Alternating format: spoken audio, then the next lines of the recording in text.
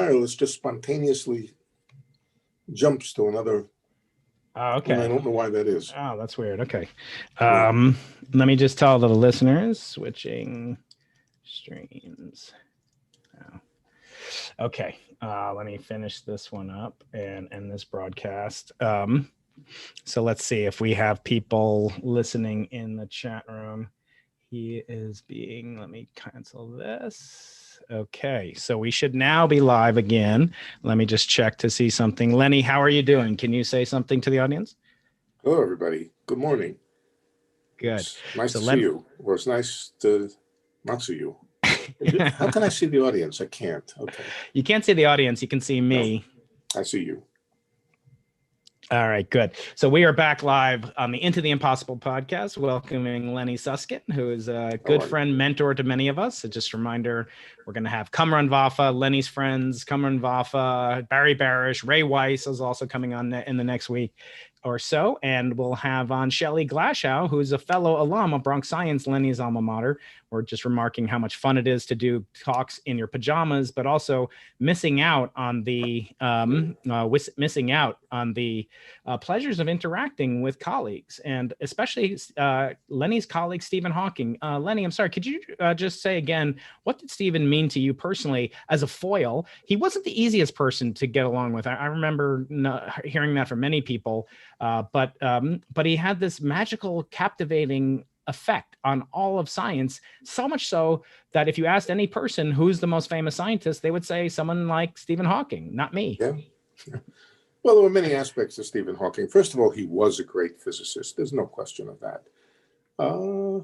Maybe it was a little bit of a stretch to say that he was Einstein or Newton, but he was a very, very, very important influence in physics. But, there were other aspects to him that certainly caught people's imagination. His stubbornness against overwhelming odds, how he managed to not just survive, but to flourish and to do great physics when he could barely move no more than his eyelash. This is an incredible story. So he was, in addition to being a great physicist and a hero to physicists because of his physics, he was a gigantic hero in a much bigger sense. That being said, he could frustrate me, he could annoy me, he could anger me, but not because of any personality glitch, but because I was very frustrated by let me call it, his incredible stubbornness not to recognize to my mind, not to recognize the importance of his own work in a sense. He had asked an extremely deep question, a question that has dominated theoretical physics ever since for 30, 40 years now. But I felt he had taken the easy route and tried to find an easy answer when the answer was far more subtle and complex. His recognition of the question was monumental. His answer was probably not. His answer was, information is lost in black holes. That seemed wrong, and I wanted Stephen very much to realize that his question would lead to something much deeper than what he had envisioned. So that's right, he was a very complicated man, very complex and interesting for sure. The problem was it was hard to communicate with him, just because of physically hard to communicate with him. I remember once seeing him speak at a Royal Society meeting that I had somehow stolen someone's invitation to attend.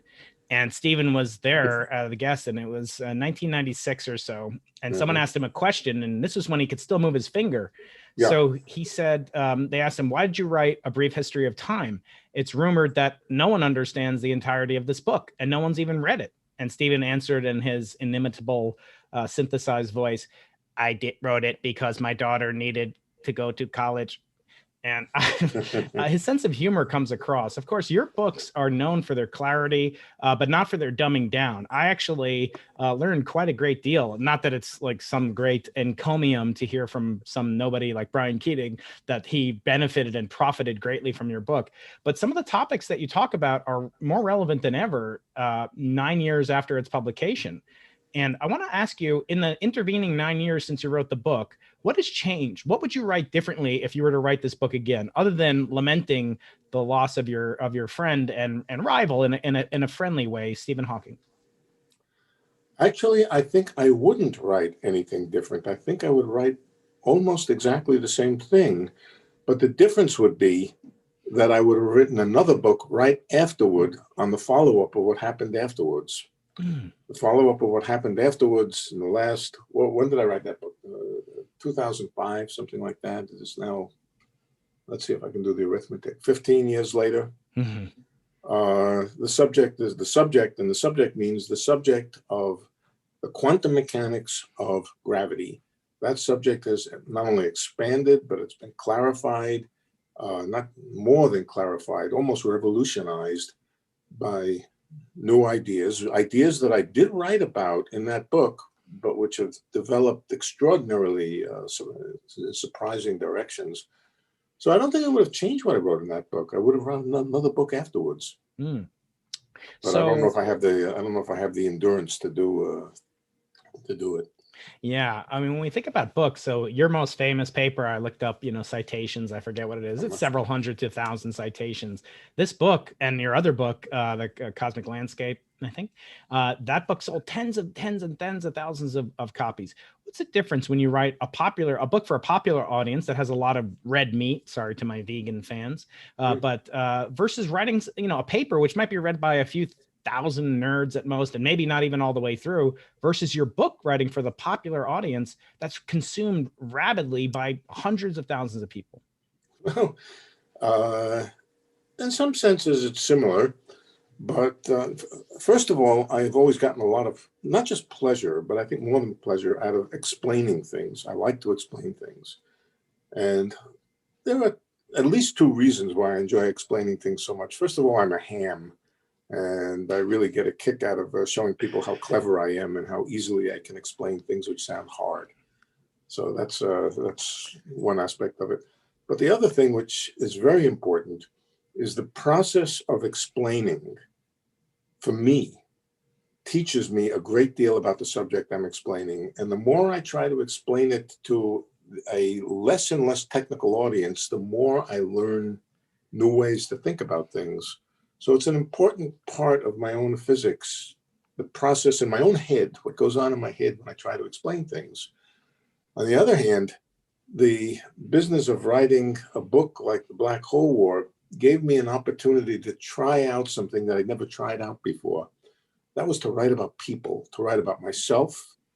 When I write a physics paper, I don't write about myself. And if the paper happens to have reference to Stephen Hawking or somebody else, I don't write about them. I write about their equations.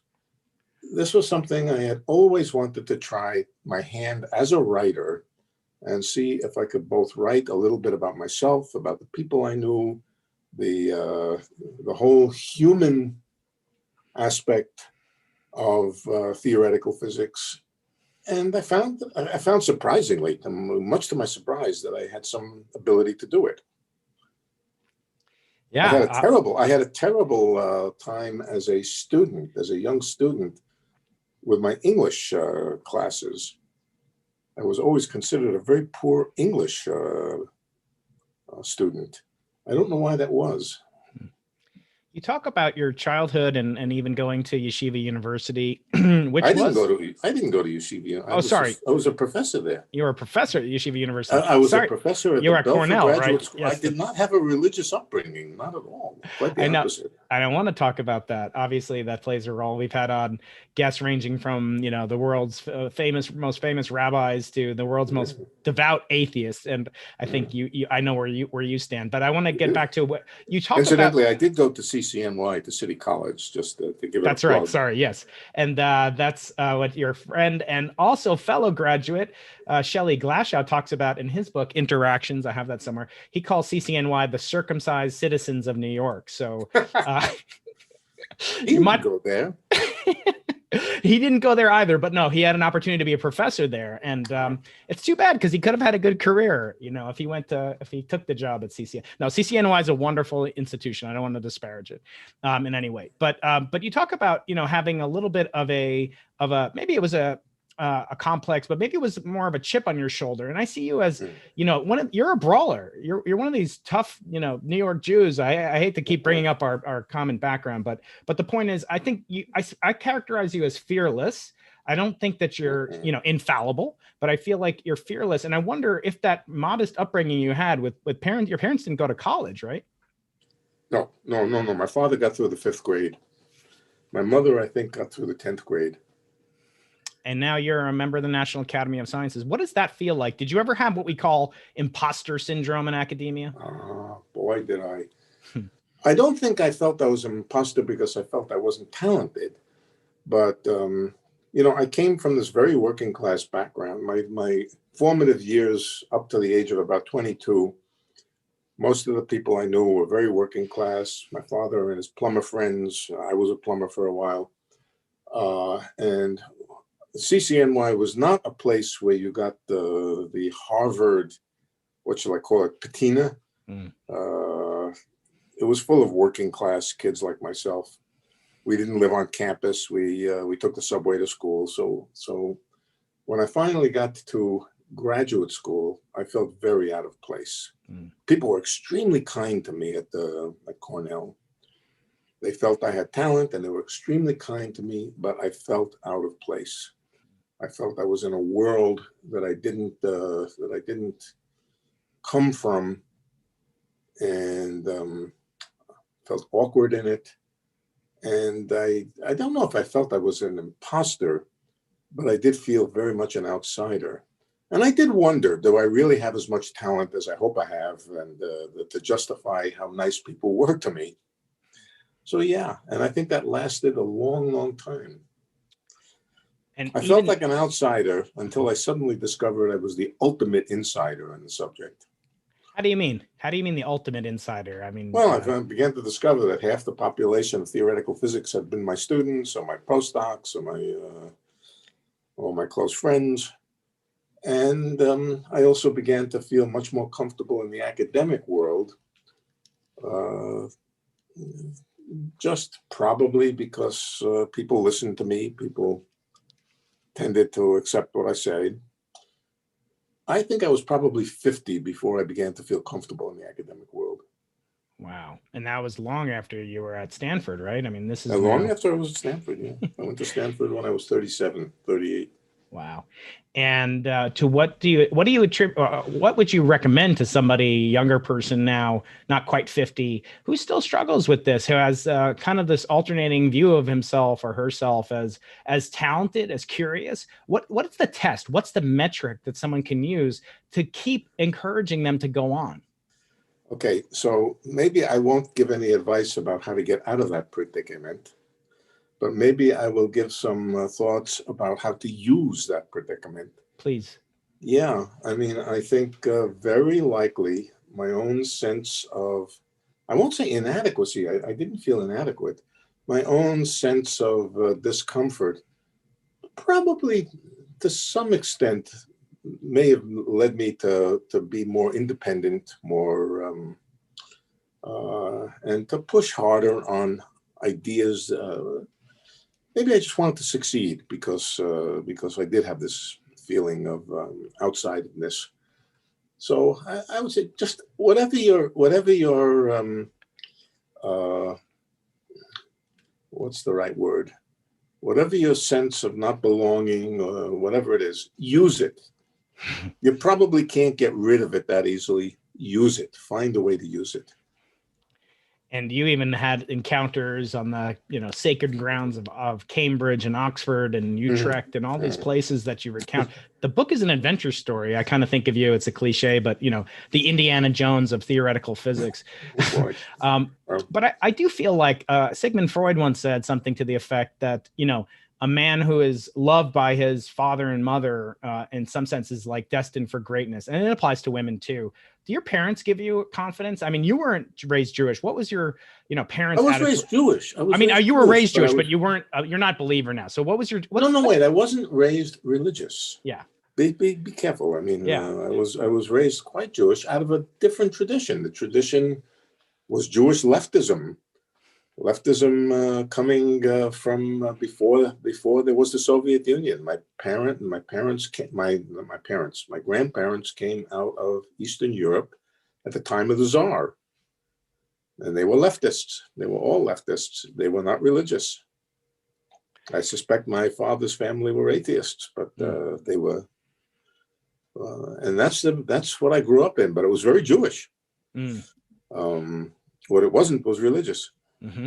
And when you meet people, as you talk about in the book, ranging from Feynman to obviously Stephen Hawking had the use of none of his real physical faculties, but he kind of depended as much on his mental acuity and so forth. Sure. You talk a little bit about being disappointed recently, that maybe he didn't take it as seriously as he should have. I mean, he was known for these bets. I always found that, there was a famous signed wager outside of in Bridge Hall at Caltech, where I was a postdoc after getting fired from Stanford. We'll talk about that some other day. Mm-hmm. But that, poster, the bet with Kip Thorne, which Kip Thorne had to concede because, and I think it was over like a subscription to Playboy or something like that. But Stephen was this mercurial figure. And I wonder, you talk about how, it was almost like a feeling of frustration. Like you want that competition. You thrive on the kind of battling and the resistance that we get from our colleagues. And I wonder, if we've lost that. I mean, you're closer to the interaction with Stephen than I ever was. I just met him that one time. But when you think about physics today, has it changed for the better or for the worse in terms of the conflict that we now see move to social media and Twitter? I know you're not on that, which is why you're so productive. So nowadays we see like these battles. Like today, there's a battle about life on Venus, and it's being waged on Twitter. What do you make of that compared to your battles in person? It's terrible. It's terrible. Okay, life on Venus. The war over, I don't mean the black hole war. I mean what is a much nastier war over whether string theory is a contribution to science or a contribution to anti-science that takes place on the blogosphere. And I do from time to time read some of it. I think is very, very destructive. How is it destructive? It's foolish. It's silly. Largely, the people don't know what the hell they're talking about.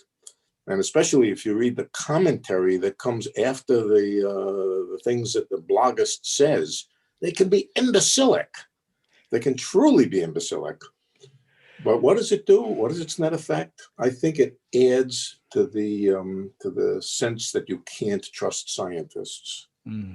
Now, scientists are not always right. But they do try.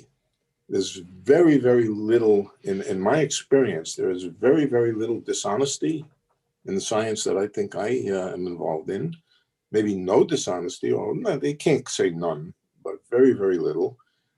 And when you read these blogs, you would think that every string theorist is doing what he's doing only to be able to get more money from the NSF. This is utter BS. And so I said, I think it's dangerous. I think it's dangerous, and I think it's counterproductive, and I damn well wish it would go away. Well, amen to that. I know you share, Paul Steinhardt, my friend at Princeton University, feels the same way. And he actually feels it's even more invidious than as you recount, because as you know, sometimes you have tentative ideas. I'm just a simple experimentalist, closer to a plumber than you ever are nowadays. Well, okay, that's a misconception. But okay. I'm just kidding. Jim Simons once told me a joke about plumbers. He said he had to call a plumber once, and the plumber came to his house early in the morning to fix some leaky toilet. And Jim asked him, "How much do I owe you?" And he said, $800. Mm-hmm. And the plumber and Jim Simons said, "What are you talking about? $800? You're only here for 15 minutes. I don't make, even I am a hedge fund manager. I don't make $3,200 an hour." And yes, he does. And then then the plumber says, "You make $3,200 an hour? That's what I used to make when I was a hedge fund manager." So don't underestimate. You said did you say you're going to interview Shelley Glashow tomorrow? Yes. Okay. Remember to ask him about how I fixed his toilet. His father was a plumber too, incidentally. That's right. That's right. Remind him to mention how I fixed his toilet. Okay, I will ask him that now. But getting back to it, what Paul Steiner would say is that sometimes you have these tentative ideas as a theorist. Again, I'm relying on your experience, not mine. And they're not ready for fully being vetted because you need to ruminate, marinate them in your mind. But with social media, now this gets leaked out and you're giving a talk and someone takes a picture, posts it online, and then you can be ridiculed. So I agree. I think it is very pernicious. And I wonder, if it's irreversible, is it like a ratchet? It's not going to go back. What do you think? Oh God, I don't know. Things come and go, and I don't know that's something I can't predict. And since I'm not particularly a social media person, I probably see less of it than most people, but I do see some of it, and it irritates me to no end. Yeah, it probably won't go away. Now, it has very little effect on the physicists themselves and what they do. None whatever, or I would say. But I think it has an effect on the public, that people tend to trust science and scientists less because of it. Yeah, I know. I look at it. I'm always amused when someone says trust scientists. I don't know a scientist who just trusts scientists without a reservation. Of course, subject matter experts should be listened to, but I think blindly obeying, just because someone's a scientist. I mean, look, there's a lot of misinformation that masquerades as science as well. Yeah, that's absolutely true. But that's absolutely true. How did you react to the not only to the event horizon image of the event horizon of a black hole, but also the Nobel Prize to Andrea Ghez and to Reinhard Genzel for the discovery of a compact object? They went another way, not to say it was a black hole, but a compact object. What does that data feel like when you look at it? I don't look at it. But look, I'm not in the least bit amazed at this point in history that there are black holes out there. Of course there are black holes out there. We've known that for a long time. That's not the point. What I am amazed at is two things. First of all, the ability of the human mind to have even created they didn't create the idea, absorbed the idea, understood the idea. The whole idea that a couple of pounds of gray flesh could have conceived of, understood, and developed the ideas of general relativity and all that sort of stuff is amazing. And it's more than amazing. It's otherworldly. And on top of that, the ability of observers and experimenters to be able to figure out how to actually observe and do those things, and the subtle technology that went into it, which I don't know a great deal about, but I can conceive of it, is really off scale. So I would say this particular thing was a great triumph of observation and experimental physics, being able to see something which is extraordinarily difficult to have conceived and built the machines and the apparatuses, which were so subtle and so fine that they were able to see something so hard that when I was a young physicist, we couldn't conceive of being able to observe a black hole. So it is a triumph. It's a triumph of theory, but it's even more so, this particular thing that you're talking about, a triumph of experimental science. Yeah. I wonder this, because I don't very often get a chance to talk to folks like you. Although I do have some great guests on the show. Again, reminder, tomorrow, Shelley Glashow, Kamran Vafa, and John Preskill's coming up. These are all characters in the Black Hole War, and they're very much real, non-fictional characters.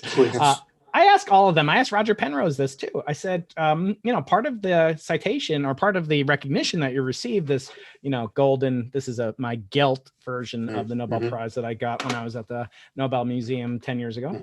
But the part of the motivation is your work on singularities. And I asked him, why should we think there's a singularity? I always have an issue with this. It's almost like these snakes that you talk about, the Ouroboros, the snake that eats its tail. We say that we need a singularity because quantum mechanics, is not well understood in the vicinity, gravity is not understood at the quantum mechanical scale. Everything in the forward direction heads towards a singularity. We talk about the Big Bang and the Big Bang being a singularity. Hawking, Penrose, Hawking, Hartle. We talk about these things, but it seems like you need to justify quantum gravity because there could be these two regimes that are in principle unobservable, namely the core of a black hole and the beginning of the universe. To what extent would you bet your neighbor's pet ferret's life on the existence of a singularity? Do you think they really exist? About the cosmic singularity at the beginning of the universe, I don't know, and I'm somewhat suspicious. I think a singularity in the sense we simply don't know. The singularity inside a black hole, what the singularity means is it doesn't necessarily mean a mathematical singularity. What it means is the place where things get so dense and so hot and so dense, I guess is the word, that the laws of physics as we know them break down, or at least where the classical laws that went into general relativity break down. And so we don't really know what happens there. But what I would say is this: up till now, far more interesting than the singularity has been the horizon of a black hole. The horizon of the black hole is as quantum mechanical in its own right as the singularity itself. And the horizon of the black hole is observable. That is what we observe when we see the black hole. Well, I mean, technically, we're seeing the light shadow in the Event Horizon Telescope, right? It's a little different than the stretch. It's certainly not the stretched horizon, which is we're not. Well, we're not. We don't directly see radiation, Hawking radiation. The only thing that comes out of the horizon is Hawking radiation. We don't see that. That's correct. What we see, though, you see a black disk. The black disk, and around the black disk, you see these rings of light. Those are rings of light which have been focused by the gravity of the black hole. The black disk itself, the radius of the black disk, is not something that has to do with a singularity. It's something that has to do with the horizon. That black disk, if you like, is its size, its properties are the horizon. Now, if you could see really clearly, and in a sense, the gravitational wave detectors do see fairly clearly what happens to the horizon when it's perturbed. How is it perturbed? It's perturbed by another black hole crashing into it. And when you hear the ringing noise and the sound that's produced by these two, not the sound, but the gravitational radiation coming from it, that is pretty much direct observation of the horizon of the black hole. So at the same time that you were engaging when the first opening skirmish between you and Stephen Hawking took place in 1981, Stephen, remarkably, I think that was when he was at this Newfield symposium around the same time with Steinhardt and others, and they were debating the nature of inflation. And I wonder, just before we leave the notion of the reality of singularities, I wonder, if God, I know who you don't believe in, if God handed you a letter and said, the Big Bang is actually like Roger Penrose thinks it was. It's this conformal cyclic cosmology that goes on eon after eon. We'll get into that later. In other words, there was no Big Bang singularity. What would that do to your Bayesian priors about the physical existence of a singularity? I understand what you said about mathematics, but the physical existence of it, would that decrease your credibility? Or let's be very specific. We're talking about this oscillating version of that both Paul Steinhardt and Roger Penrose have advocated. Yeah, I would say, God, why did you violate your own laws of physics? You have violated the second law of thermodynamics. Even you can't do that. If you did do it, I will never trust you again. The second law of thermodynamics is one of the most fundamental logical laws of physics. I don't believe you. So it's sacred. Of course, that's what led Roger to his claim that the entropy is so improbably low. Yeah, that's fine. That was fine. Okay. But this idea of this universe which is pulsing, no, that's a perpetual motion machine. That violates the laws of thermodynamics. And boy, those are the ones that I I don't want you Oh, to actually, violate okay. that. So I'm Paul's talking to God now. I'm not talking to I you. know. Right? Well, Don't you do that, God. I'm You his can't do that. surrogate. I'm his prophet, the Navi Brian Keating. I want to say, yes. So it is true that Paul has this this special contrivance, and actually we've debated that, he and I. But Paul's model doesn't depend on perpetual motion. It depends on bullshit. Paul's model is a perpetual motion machine. I have explained that to an endless number of times. He agrees with me by the time we're finished with the discussion, and then he goes on to say it again. Now, let's go on to something else, because this will become a perpetual motion machine. Okay, fair enough. No, I don't want to continue this. I know. Okay, all right, I'll move on. So we talk about this notion of when we look at something, the black hole singularity gets all the media attention, but it's actually the stretched horizon that betwixes you. Talk more about why. What was that like? First of all, Lenny, because I'll never get to do this. What does it feel like to make a discovery like that on a personal level? Let's get personal. I can understand the mathematics, but what does it feel like to make a discovery like that? And why is it so much more important, or as important as the singularity, which gets everybody's attention? Okay. I made a number of discoveries in my career. Probably the first one was the discovery of string theory. Okay. And it's probably the most famous one in a sense. Well, it's very exhilarating. It's also nerve-wracking because you're hoping very much that nobody else out there has made the discovery, and that you're alone, that you're the one who has discovered it first, and you don't know that for sure. Somebody might be right behind you or right in front of you. Very much that happened exactly with string theory with me. I discovered shortly afterwards, after this enormous exhilarating feeling of having discovered something that nobody else knows, that somebody else did know it. Nambu, the great physicist Nambu, had written at just exactly the same time, maybe within a day, discovered exactly the same thing. And so that was a bit of a letdown.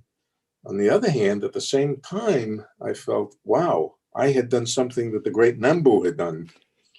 And so, yeah, it's nerve-wracking, it's exhilarating. You want to get it out as fast as you can because you don't want to be late with it. You don't want to get scooped. And that's the way it feels. So maybe we will get you on Twitter, Lenny. No, you won't. You won't get scooped ever. No, you won't. Now the stretched horizon is as fascinating as the singularity. Okay, so the stretched horizon was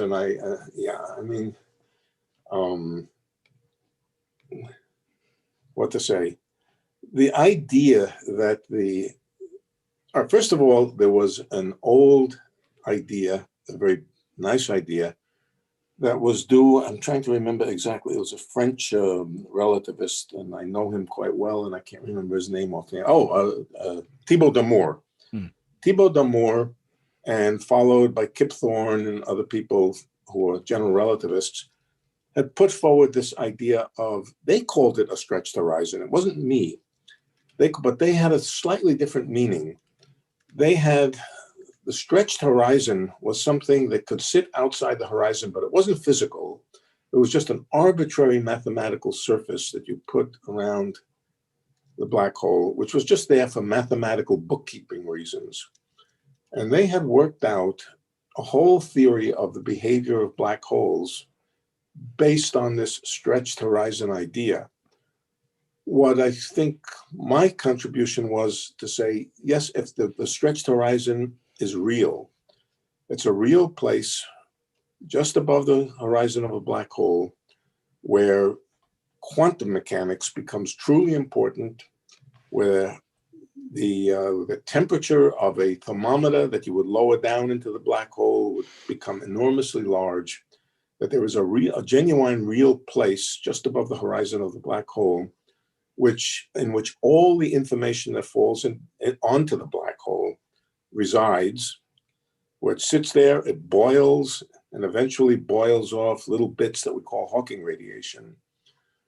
That in itself was not really it really wasn't a new discovery. And what was the new idea was that could coexist with the idea that somebody who falls through the horizon will not see that. Mm. Somebody doing measurements from above the horizon, let's say in an orbiting space station around the black hole, can send down probes, long wires with thermometers attached to them, pull them back up and get records of what they saw. They would discover this stretched horizon, extremely hot, extremely complex degrees of freedom. And at the same time, somebody who just fell into the black hole would not see any such thing. This was called black hole complementarity of two descriptions. And it was that which was really the revolutionary radical idea. Mm. What would happen? One of my guests is, or one of my members in the chat room, subscribers, is asking, what would happen if you performed a Bell test, of kind of Bell's inequality test near the horizon? What would change about violation of Bell's inequalities, if anything? Nothing. Nothing. But nothing. Now, there's various things you could do. You could sit outside the horizon and do a Bell experiment on two electrons outside the horizon, both of them outside the horizon. And in that case, nothing. It would just be the same as doing it anywhere else. More interesting possibility is you drop one electron into the black hole and the other one you leave on the outside. And then you can ask, can you do a Bell experiment in which the two things which are entangled are the electron on the outside and the entire black hole? And the answer is yes. In principle, you could do a Bell experiment in which one of the subsystems was the electron and the other subsystem was the black hole, which had absorbed the electron. So yeah, Bell inequality experiments in principle would work, whether they were done either way. So, however, I would have to say that Stephen Hawking would have denied that. How so? He would have said that the electron which fell into the black hole, all of its information, its quantum information, was lost. And so the one which remained outside would not remain entangled with anything. Okay. So he would deny this, complementarity perspective. Yeah. Right. Now, in the end, he conceded, but. I love the story in the book that you write. You're in the middle of this very serious, it's a popular science book. Lenny's personality comes across, but all of a sudden there's a story of this medieval kingdom. And the narrator, I listened to the audio version as well as reading it. He's got this magical voice about these pollywogs and blah, blah. I want to recommend it. It's not just for nerds like me. It's for geeks and dweebs everywhere. Getting a very technical question. I know you're still in your pajamas, Lenny. The very technical question. You might need your whiteboard for this one. What are your hobbies outside of physics? I don't have any anymore. I can't run anymore. I can't do athletics anymore. I'm too old for that. I read a lot. I read for fun. What do you read? Whatever my wife tells me is good. So nonfiction, fiction. So you're not going to be reading Losing the Nobel Prize. Mostly fiction. But I do intend the next thing I will read, or that my wife will have me read. A lot of my reading is to read to my wife, not because she can't read. She can read perfectly well, but we do enjoy reading together. Right now, we're reading a sort of adventure book called The Eyes of Venice by an Italian author whose name I can't remember. It's quite good. Yeah. But I suspect the next thing we'll probably read when we finish this thing is Barack Obama's new book. His fourth memoir. I hope to someday be worthy of writing, at least 3 memoirs. But I don't think he writes well, and he writes well enough. He writes well enough, and this is hard. He writes well enough that it's fun to read out loud to each other. Yeah, I love the audiobook versions of his books. He's one non-science guest that I'm trying to book on the Into the Impossible show after you, Lenny. So let's get back to some of the stuff you brought up. You are recognized because Wikipedia, the repository of all wisdom and knowledge of humanity, says that you are one of the fathers, if not the father, of string theory. Of course, we talked about the inaccessibility or lack thereof of testing the existence of a singularity, or maybe an alternative to the Big Bang. I want to ask you, on what grounds should a theory be apprised? Your friend Murray Gell-Mann used to say, you should have a rubric, a metric that counts how many correct predictions a theory makes and subtract the number of incorrect predictions. And that should be on every theorist's forehead, should be a mark of this metric. Yeah. What happens? I mean, I'm not a popperist. I don't believe in this demarcation that only paparazzi. Stuff, what's that? A paparazzi. That's right. So the paparazzi theorem, just for those that may not know, is that only something that can be falsified counts as true science. And I wonder, in my opinion, that's always stemmed from, Freud had penis envy, that some people had penis envy. I think that physicists have mathematician envy, because a mathematician can prove what is not provable, or can show via Gödel what are the limits of a computational system or a mathematical system. But in physics, we don't have such a thing. So what should we use instead to gauge whether or not I should send my son or daughter on an adventure in string theory, for example? Yeah, well, okay. So basically Murray was right. Of course Murray was right. Murray was always right. If you didn't believe him, just ask him. It's funny you say that, because Roger used to say, it doesn't matter if you disagree or agree with Hawking, you're on his side, because he would take different sides of the same position. Go on, sorry. Okay. So Murray was right. The business is to make predictions and to test them out and see if they work. And if your theory agrees with the predictions, then it's good. If it doesn't, that's bad. The problem is that it's in the nature of the subject that the easy things get done first. The things which take the shortest amount of time to experimentally verify are the things which will be done first. That's almost a tautology, that you do the things first that you can do. Things have gotten harder. Experiments get harder. Now, to test physics at the scale of 10 to the minus 17 centimeters, do I have that right? Mm-hmm. 10 to the minus 15. 17 to 18, whatever it is, a TeV. It takes basically a scientific lifetime to build a giant accelerator, to build the giant detectors and so forth. And that's just scratching the surface. The things that we're interested in are far more remote than that. So I think it's sort of unfair to use the same criteria that we would use in the old days, where Faraday could test his electromagnetic ideas on his bench in his laboratory in 1850 or whenever it was. You can't use the same for those kind of questions. However, as far as string theory goes, remember, string theory initially was a theory of protons and neutrons and mesons. There it has been tested, and it's been tested successfully.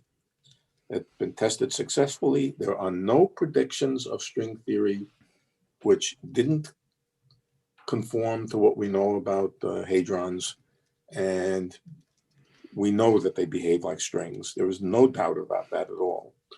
It's when it's translated into a theory of gravity and very, very distant physics that there are still some basic predictions. One of the basic predictions is the existence of gravity. But I would say that it's going to take a time. It's going to take a lot of effort, and it is not something that's going to happen overnight. It's not. I don't know how long it's going to take. It may take 500 years before we have experimental direct proof. My guess is long before that, we will understand enough theory to be quite convinced that it is a likely description of elementary particles, that it's a likely description of cosmology. But the actual value of it at the present time is different than that. The actual value of it is it's the precise version of string theory is highly consistent mathematical structure that contains both gravitation and quantum mechanics, and is an existence proof that quantum mechanics and gravity can fit together consistently, that they can and do fit together consistently. That's not a small accomplishment. Right. It absolutely is. It's obviously tremendous accomplishment, and it's so successful that so many people have. I don't want to say attacked it, but many people are now saying it's been 40, 50 years since an original idea like string theory came out. A whole 2 or 3 generations of theoretical physicists have spent time on it. There's no evidence for supersymmetry as yet found at the LHC. What do you do, or what do you say? Because I never have seen you. I've seen you as the most optimistic pessimist that I know. I think you are optimistic in some ways, but mostly you're a realist, and you're thinking, you're advising a young Lenny and going, back to graduate school. Would it be in something like this, or would it be in technology? What would you advise somebody before we turn to the question of the necessity of theories of everything in general? What would you advise young Leonard, as the TV show? First of all, I'm not in the business of giving advice. Yes. And when I get at least 25 emails a week or more, people asking me for advice, how to become a great physicist, or how to convince my parents I ought to be a physicist, or whatnot. And for the most part, I tend to try to answer some of them, and not all of them. Mm-hmm. Look, I can't give you advice. Mm-hmm. I don't know what to tell you. But if the advice I would have given myself, which would have been good advice for me, is just follow your curiosity. Go where your curiosity leads you. Pay no attention to what people are saying is or is not good science. Pay no attention to the poppers and and whoever else, I won't mention names, who try to tell you what good science is. If you are curious and you want to understand something, follow your nose and go where your curiosity leads. That's the only thing I can say. I would say that to myself, and I think I would probably say it to my students. And more than that, I would think that all of the very, very good theoretical physicists that I know have done exactly that. And what do you make of this proliferation of new theories of everything that attempt to maybe reconcile different approaches to the issue of unification of gravity with the other 3 lower energetic forces? We have geometric unity proposed by Eric Weinstein. We have this E8 monster group, exceptional group by Garrett Lisi. We have Stephen Wolfram, who's been on the show as well, discussing his physics project. Why are there so many theories of everything? Shouldn't there be only one? Well, I don't know that there should only be one. I mean, there is some reality out there, and there may be more than one description of it. Of course, those descriptions will have to be equivalent, but they may look different. There are many versions of classical mechanics. They are all consistent with each other. There's F equals ma. There's Lagrangians and Hamiltonians and Poisson brackets, and they all look different, but they are all equivalent. So that there should only be one, and one may find that these different things that are being proposed all do wind up being in some way identical descriptions. However, the particular ones that you've mentioned, either I don't know much about because I haven't read about them, or I think they are probably silly. Okay. Right. Or both. Now, right. Could it be that I'm wrong? Well, of course. Yeah, there's no limit to even great minds. Even Einstein was wrong reputedly, and I want to go there next. Yeah. So regardless of what you feel about about Roger Penrose's conformal cyclic cosmology that violates the second law of thermodynamics, he's written a book about that. I have it over here, Cycles of Time. In the end, it seems destined that the universe, in any case, will be dying of a different type of entropic death, the heat death. What will be left in your mind? What is the most likely end game for the universe? Just an infinite tenuous void of black holes, forever emitting Hawking radio? What do you see as the ultimate long game? And please, everybody out there, keep paying your taxes, because this is going long into the future. Yeah. Yes, very long into the future. The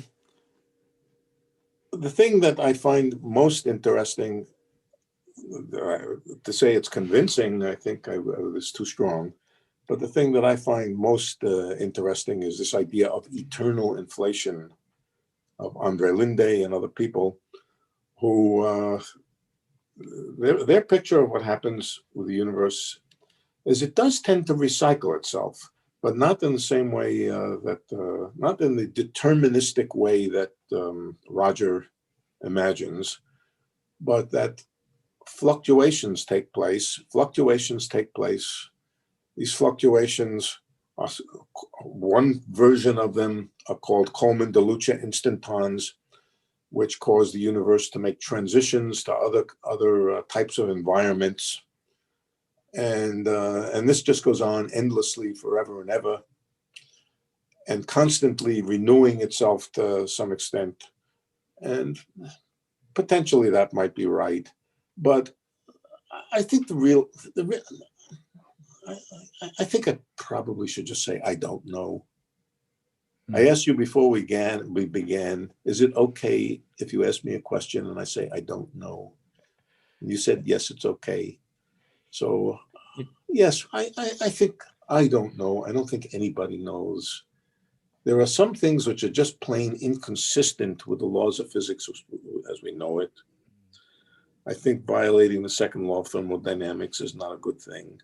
But there are a lot of ideas out there. Maybe all of them violate the laws of physics. That would be a good thing, not because I think the laws of physics are violated, but as we discover that they violate the laws of physics, well, we can throw them away. Yeah, so that helps us winnow down the field. Yeah.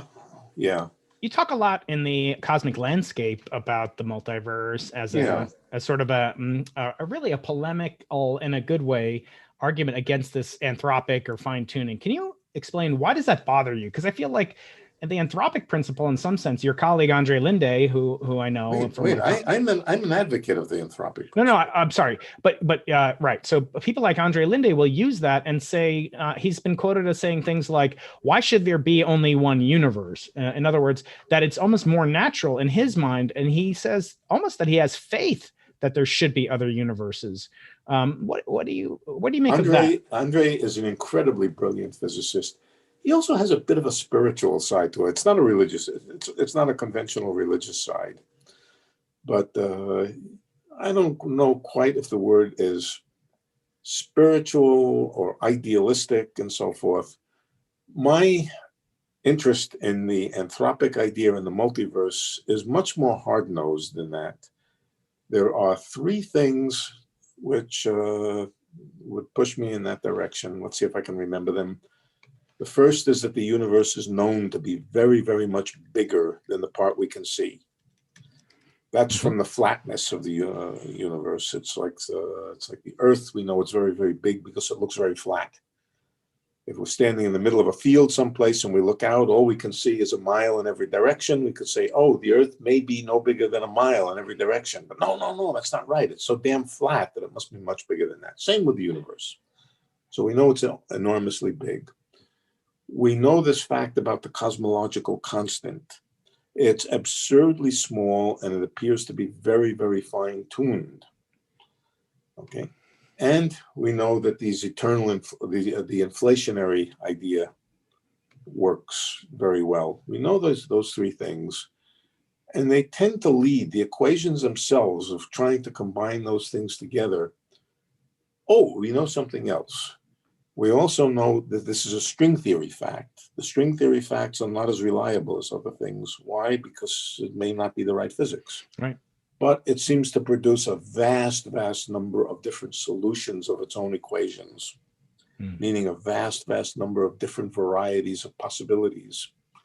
If you take all those things together, the fine-tuning of the cosmological constant, the fact that inflation made the universe enormously big, way, way beyond what we can see, and the large number of possibilities inherent in string theory, it's kind of natural to say maybe the universe is much bigger and more diverse than the region we can see. It's natural, it fits with the equations. Once we accept that it's much, much bigger and more diverse than we can see, then it becomes natural to say, well, why is the universe like it is? It's like it is because we live in the kind of region that will support life. We don't ask that. Why don't we ask the same question and get all exercised about the entropic principle when it comes to living on the surface of the earth? Why do we live on the surface of the earth? The earth is very fine-tuned. It happens to be in a very narrow range of temperatures and environment. What's going on there? Why is it so fine-tuned? Well, the stupid answer is that if it weren't so fine-tuned, we wouldn't be here to ask the question. So I find that more or less convincing, a convincingly logical line of reasoning. The people who dismiss it tend to dismiss it on what I think of as not scientific grounds. One of my friends will tell you, and is a good friend, will tell you that's a bad idea because it will encourage the young people not to ask for other solutions of the problem. Now, that's not a scientific answer. That's a cultural, sort of political answer. And I don't know a good scientific argument against the multiverse entropic idea. I think Paul Steinhardt would argue, if he were on the call, that that it's sort of the end of the scientific method. Since I remember when I participated in the Bicep 2 announcement. See, that's not a scientific argument. That's a political and a cultural argument. It's the end of baloney. How do we know how science ends? Well, let me give you an example, Lenny. So what happened was with Bicep, we got we made the announcement. There was a video at Stanford with Andre and my friend Xiaolin Kuo, who's your colleague there, and then there was a press conference at Harvard. And then the same day, I had reports of people from the Discovery Institute, which is not the Discovery Channel. This is a pro-religion, mostly Christian site saying this proves God exists because it's inexplicable otherwise. And then I had Lawrence Krauss, on the other hand, saying also certain Nobel Prizes await because this removes the need for supernatural shenanigans. So that you can have both sides. And furthermore, when we made the announcement, it wasn't clear exactly what the level of tensors to scalar ratio was. There's always some uncertainty, but there was no single model that could predict it. And this brings me back to the landscape that you've really popularized. And I think it's very healthy to discuss these things. So one thing that's always confused me, if I change the vacuum energy level, the vacuum VEV level in our region of the universe by 0.1 electron volts, that doesn't change the law of universal gravitation. It doesn't change the speed of light, et cetera. Why is it that in the landscape, having different vacuum expectation values lead to different laws of physics, not just laws of constants? As I understand it. Can you hear me? Yes. Oh, something happened. You froze for a second. Oh, sorry. So I'm asking you, Lenny, why is it that just the mere existence of the landscape with 10 to the 500th different vacuum states, why does that mean that we have different laws of physics? I could see different constants, but why would the laws of physics depend on the VEV in a particular corner of the multiverse? Okay, that of course is an issue of what you mean by the laws of physics. The laws of physics as we know them. Okay, what are the laws of physics on the surface of the Earth? One of the laws of physics is if you drop something from a height, it will accelerate. What is it? The acceleration. 9.8 meters per second squared. Yeah, 9.8 meters per second. That's a constant of nature. At least it's a constant of nature on the surface of the Earth. But it's also an environmentally conditioned. It's true for the Earth, but it's not true for other places. So I don't think people would say that the laws of physics are different on the Earth than they are on the Moon because the acceleration of gravity is different. But until we learn what those laws of physics are, which are universal between the Earth and the Moon, we have no choice but to say things are different, and the constants of nature on the Earth are different than the constants of nature on the Moon. It's more or less the same thing. Until we learn what those deeper and overriding rules are that govern everything, all we can say in this multiverse picture is that the constants of nature that we normally call the constants of nature are different in this region from that region. Nobody wants the laws of physics themselves, the full set of laws of physics, to depend on where you are. And in fact, I would say it differently. I would say, I think the vision is that it's not the laws of physics that are different in the different places.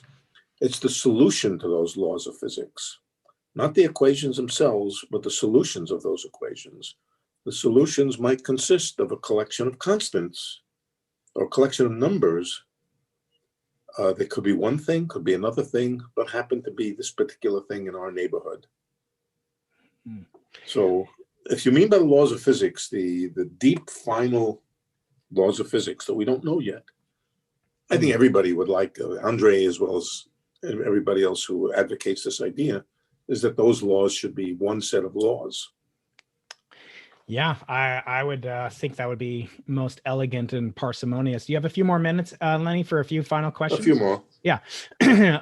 So some questions from the audience that are wondering, in the context of, this is again about younger generations. So I want to say, somebody's asking about the fascination with life outside of the Earth. Why is it that we spend billions of dollars to look for signatures of water on Mars or whatever? What do you think about the human curiosity or what have you impels us to spend so much more on that than, say, on fundamental particle physics? Oh, well, is it obvious? I mean, particles are very remote things. They're too tiny to see, too tiny to touch. Am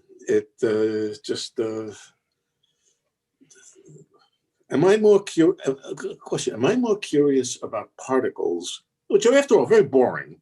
The particles don't have very much associated with them. They have a mass and a spin. That's about it. They're very, very and a charge, objects. and throw in a charge. And a charge. Yeah, they have a few parameters. They're commodities. They're commodities. You can't talk to them. You can't.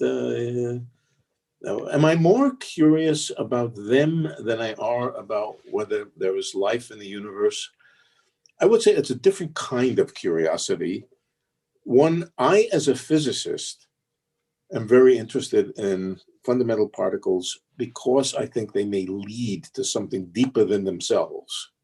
They may lead to an understanding which is much deeper than themselves, but it's very hard to get at.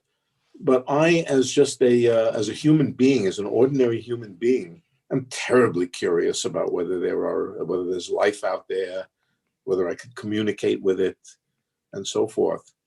So I find it very easy to understand why people as a whole would be more interested in life out there than they would be in these exceedingly dull objects, which are truly stupid.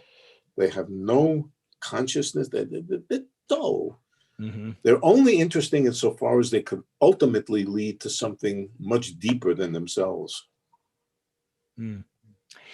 Someone's asking me your opinions about the simulation hypothesis. And again, it's okay if you don't know or want to comment on it.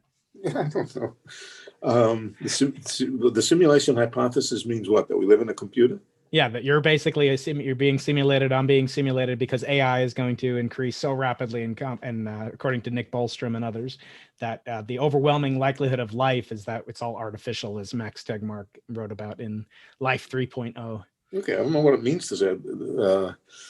We certainly live in a world where there are laws of physics which predict how systems evolve. They have laws.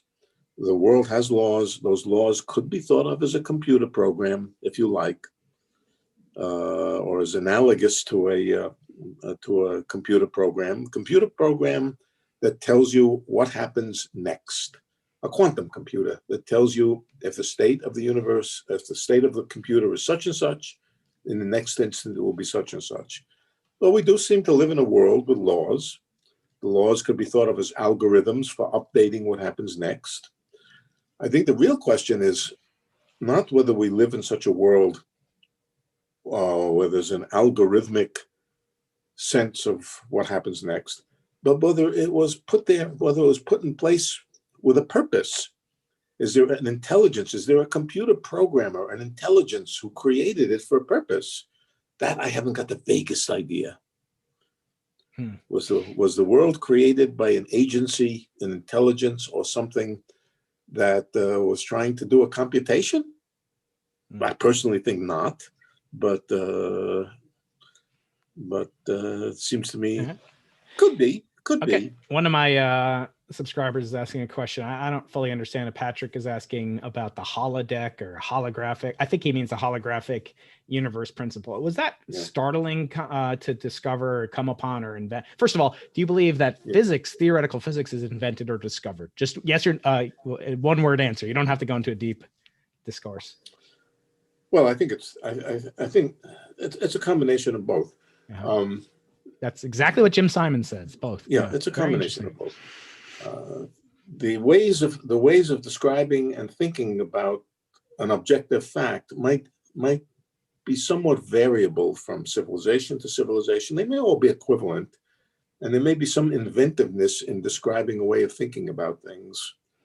The way mathematics is described, that the equal sign, for example, is two horizontal dashes, one over the other. That's an invention. In fact, even the whole idea of an equal sign on the left and a right is an invention.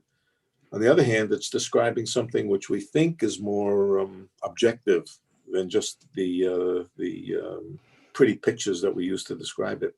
So I think the same is true of physics. Ways of describing things are human inventions. The things that they're describing, hopefully, are not. So maybe he means that, the holographic universe is connected to this. Yeah. So, right. So coming to the end here, just a few more final questions from the audience. And then I have a couple of questions I ask all my guests. And if you'll indulge me and have some forbearance, I will ask you them as well. So what about consciousness? I had Noam Chomsky on the podcast recently, and I came away, as I have from my discussions with him and Sir Roger, basically feeling they don't really know what consciousness is, and they're all kind of speculating. This Thomas Nagel essay, and the hard problem. It's really harder than maybe string theory to verify or move past. What are your thoughts on consciousness, if any? And I realize you're still in your pajamas, so you may not be fully conscious. Right. Look, people like myself tend to make tremendous fools of themselves when they start to talk about things that they know nothing about, thinking that their great expertise at something else qualifies them. Okay, that being said, now speculate away. Use your non-subject matter expertise. Yeah. Okay. Of course, I don't know. I don't know how consciousness works. I don't know what it is. It seems to be a thing. I feel conscious. And so I think it's a thing. But my guess is, this is just a guess. My guess is the root to understanding it probably lies in computer science, in building machines which get to be more and more conscious-like, and eventually understanding what makes one machine behave conscious-like and the other machine not behave conscious-like. Of course, we could do that with the human brain, but we're not going to go into the human brain, dissect it, and pull apart its neurons and so forth. We can't do that. I guess I also think that consciousness is something that we probably can't, just the practicalities of it, we probably can't engineer. Engineering something means building an algorithm intentionally to do that. My guess would be it's so complex and so difficult that the only thing you can do is evolve it the way nature did, but evolve it in a computer. Big enough computers, complex enough computers which interact with each other.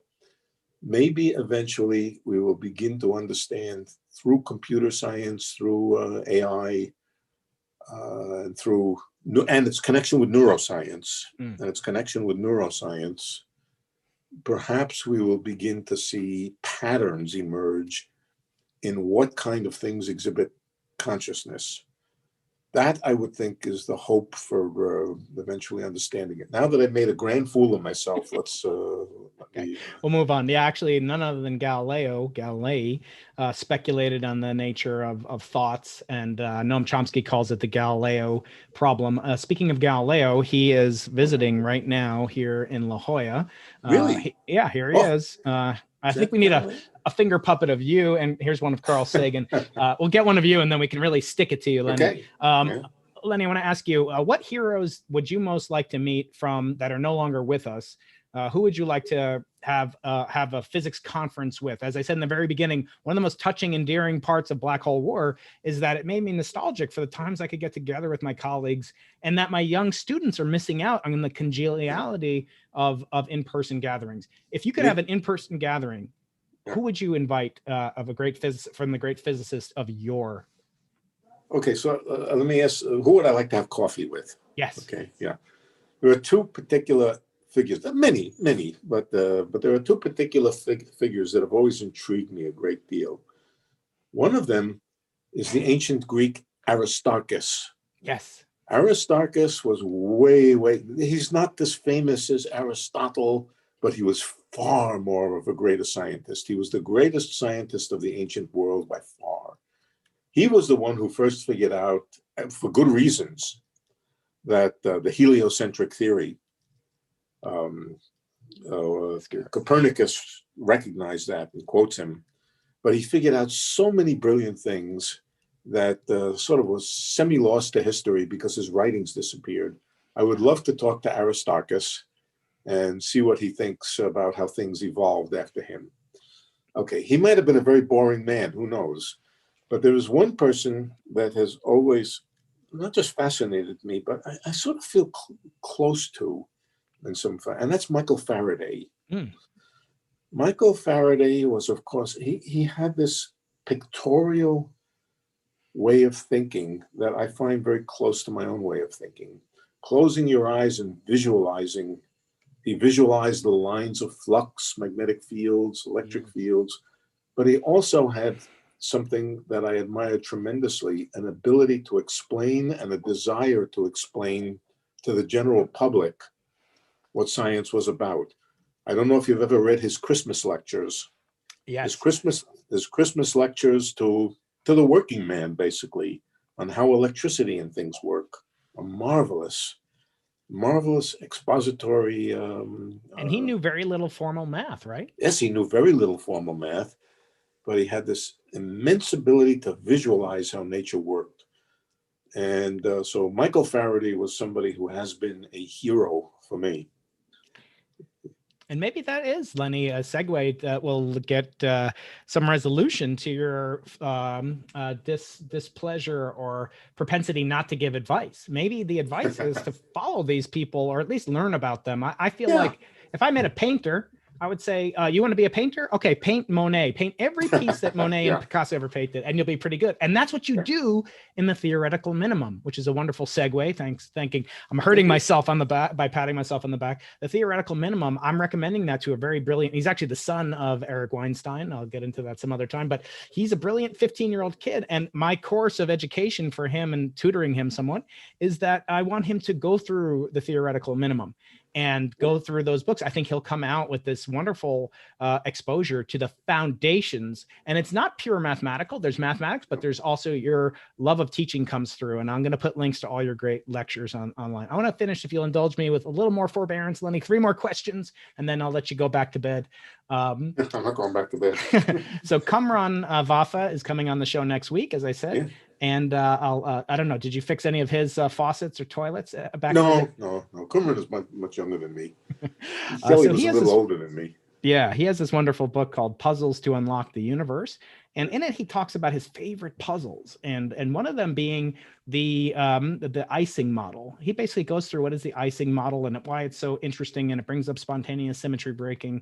I wonder, do you have a favorite puzzle? Do you have a way of thinking about things that is purely for maybe amusement, but like solving a puzzle, once you solve it, you want to go back and do it again? I can't think.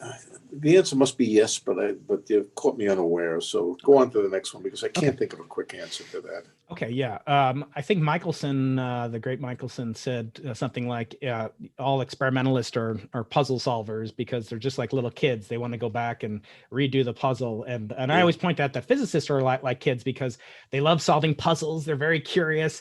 They don't play well with others. They fight. They're jealous. They have all these petty emotions. It's interesting. As a young person, I loved solving puzzles. Yes. I loved solving, semi-mathematical, logical puzzles and things like that. As I got older, I sort of lost interest in it. And I think that's because everything I did was puzzle solving. Yes. And that's the same reason I don't read much science fiction because even though I'm at the Arthur C. Clarke Center for Human Imagination, I am duty bound to do it. Okay, final 3 questions I ask all my guests on the Into the Impossible podcast. So there's a concept of what's called an ethical will. And actually, Alfred Nobel, it's actually a Jewish concept. You know that from your decades of Torah study as a young man. Oh, yeah, right. So it's called a zava'ah, and it comes from Genesis. So we won't get into the theology of it all. But the point is that people leave ethical wills. Actually, Barack Obama has an ethical will. You can find it online, and it's what you'd want to give away to the future, in posterity, not material will. So Alfred Nobel all wanted to recognize great inventions and discoveries, but he also wanted to do so for the benefit of all mankind. Is there anything that you would want to leave as an ethical will to not only to your biological children, grandchildren, great-grandchildren, but to your ideological children, of which I count myself as a member? Well, that's a hard question. We're in a situation right now which is so fraught with lack of ethical standards, and not among everybody, of course, but among some people. Oh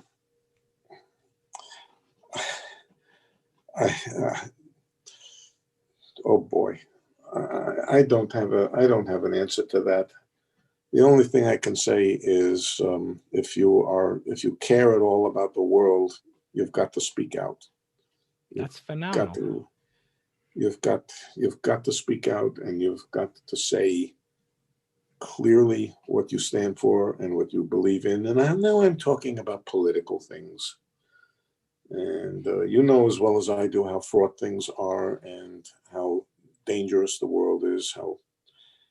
And I would want my descendants, both intellectual and biological, to know that I did speak out and that I did oppose what I consider evil tendencies in our society. I think you know what I'm talking about. I don't have to spell it out. Yeah. And fair enough. But, and, I Lenny, don't think... I hate to break it to you, but you have many, many biblical notions, because that's the actual quote is tzedek tzedek tirdo. You shall pursue justice with all your might. Well, and yes, I do. That's really what you're saying. And you've spoken about that on many occasions. And I think one of the great traits that you exhibit, we'll get to in the question after this one, and that's your courage. But before we get there, you've seen the movie 2001: A Space Odyssey, I hope. I did. I could not figure it out, but I enjoyed it. So there's a lot of mysterious, baffling things in that movie, including these weird, ominous monoliths, these black objects placed on the savanna of Africa, later on the surface of the moon. And I think of them as time capsules meant to be found when humanity is mature enough to appreciate the lessons encapsulated within this billion-year-old time capsule. What would Leonard Susskind put on a time capsule guaranteed to last for 1 billion years? Well, ask me something easier. What would I put on a time capsule? It's the last 2 questions. You can't say I don't know until the final 3 questions. It's my only rule. Well, the answer is I haven't thought of it, and that's a big question. It's a big question, and requires thought, and I haven't thought about it. That's what I would answer. You don't have a favorite equation or discovery of yours string theory, the foundational equations of string theory? Well, the foundational equations of string theory won't mean anything to a civilization which has lost its knowledge of Newton's equations. So okay. So there would be no point in that. if 1,000 years or 10,000 or 20,000 years, civilization goes through some upheavals and manages to lose a large amount of the knowledge that it now has, what would I want it to remember so they could get started again? Not necessarily. As Feynman said, he was asked a similar question. He said that the world is made of atoms, which are indivisible. What fact of physics do you find most kind of worthy of preservation? Not to reboot society 2.0, but most remarkable discovery that the human mind has come up with or discovered? I am very partial to the second law of thermodynamics. Very partial to it.